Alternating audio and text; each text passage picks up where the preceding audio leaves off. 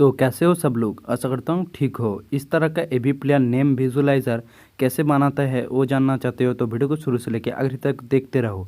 Video को start करने से पहले इस वीडियो को लाइक कर दो, तो चैनल पे न्यू आए हो तो चैनल को सब्सक्राइब कर दो।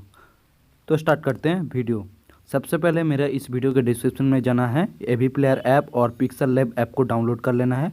उसके बाद एवी प्लेयर टेम्पलेट को डाउनलोड कर लेना है।